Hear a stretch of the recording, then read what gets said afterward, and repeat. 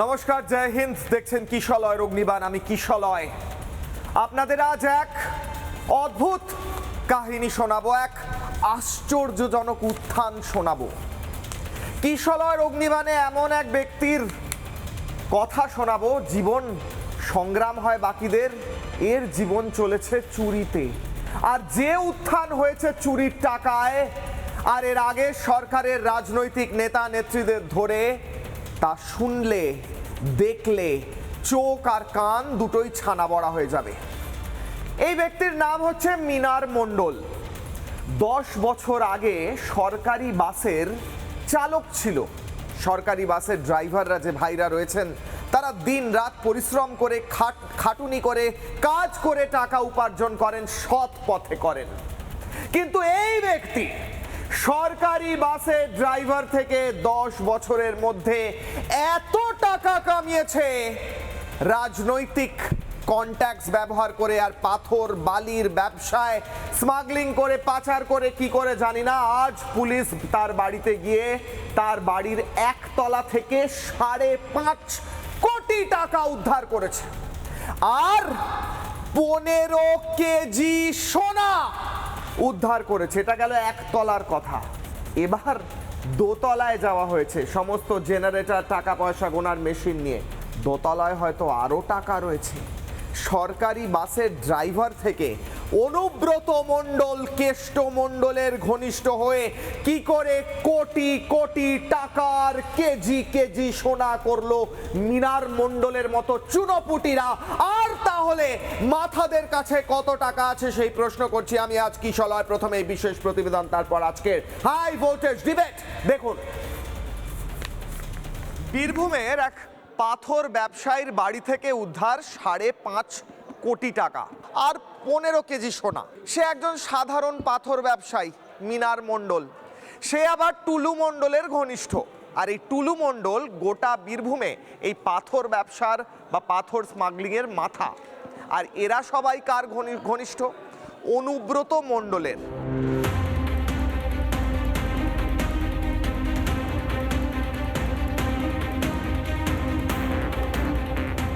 পাথর ব্যবসায়ী টুলু মণ্ডলের ঘনিষ্ঠ মিনার মণ্ডল মোহাম্মদ বাজারে সেই স্যাঙাতের বাড়িতেই টাকা ও সোনার পাহাড়।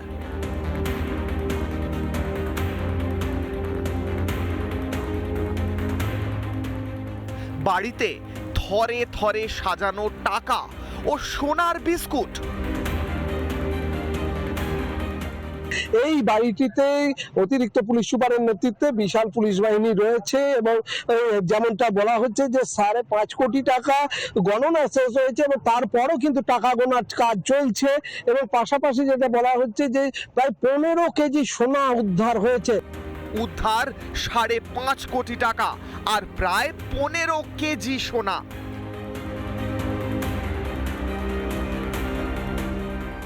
কদিন আগেই ক্যাম্প বদল করার সময় অনুব্রত মণ্ডল কেষ্ট মণ্ডল বলেছিলেন তিনি 3.5 কোটি টাকা করে পাঠাতেন পার ডে।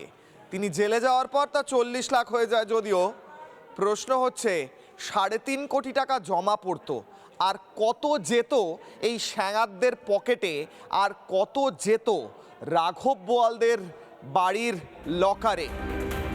বাস চালকের চাকরি ছেড়ে উল্কার গতিতে উত্থান। কানাঘুষোয় শোনা যায় অনুব্রত মণ্ডলের সঙ্গে মিনারের ঘনিষ্ঠতার কথাও। স্যাঙাতের যদি এমন প্রাচুর্য হয়, তবে রাঘব বোয়ালদের কত দর? লক্ষ লক্ষ কোটি কোটি টাকা দুর্নীতি হয়েছে এবং এই টাকা আজকে বিভিন্ন লোকের বাড়িতে পাওয়া যাচ্ছে। অনেক হস্তি আছে এখনো। সরকার যেভাবে চাইছে সেভাবে যদি ঠিকঠাক ছানবিন হয়, পশ্চিমবাংলা সরকারের 8,15,000 কোটির দেনা আছে। অর্ধেকের বেশি টাকা এইভাবে যদি ঠিকঠাকভাবে ছানবিন হয় তাহলে সামনে চলে আসবে। এই যে একটা অচল অবস্থায় ছিল দীর্ঘ 15 বছর, সেই জন্যই আজকে আমাদের এই আনাচে কানাচে টাকা পাওয়া যাচ্ছে। আমরা প্রত্যেকটা বিষয়ে অ্যাকশন নেব এবং প্রত্যেকটা বিষয়ে যা পানিশমেন্ট দরকার সেটাই নেওয়া হবে এই সরকারের পক্ষ থেকে। ভাইপো অভিষেক বন্দ্যোপাধ্যায়ের বাড়িতেই নাকি, বা ভাইপো অভিষেক বন্দ্যোপাধ্যায়ের কাছেই নাকি সমস্ত কিছু যত টাকা উঠতো সব কিছুর পার্সেন্টেজ যেত। এবং বারবার অভিযোগ উঠেছে কয়লা চুরি থেকে গরু চুরি থেকে পাথর চুরি সবেতে কাটমানি যেত ক্যামাক স্ট্রিটে। প্রশ্ন থাকছে, স্যাঙাতের বাড়িতে এত কোটি কোটি টাকা যখন উদ্ধার করছে মুখ্যমন্ত্রী শুভেন্দু অধিকারীর প্রশাসন এবং পুলিশ, তখন আসল তথ্য কি বেরোবে পিসি আর ভাইপো গ্রেফতার হলে? এই প্রশ্নই করছি আমি আজ কিশলয়ের অগ্নিবাণে।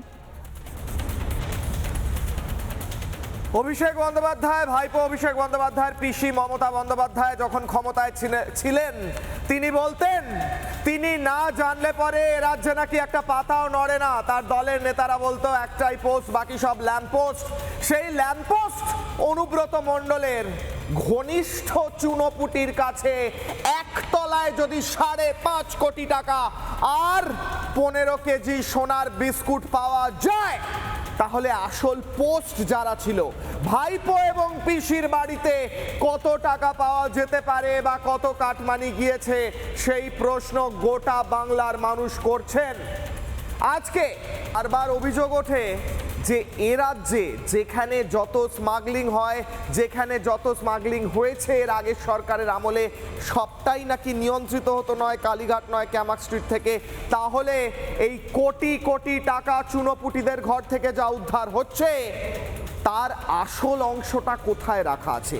আর সেই অংশ যাদের কাছে আছে তারা কবে গ্রেফতার হবে?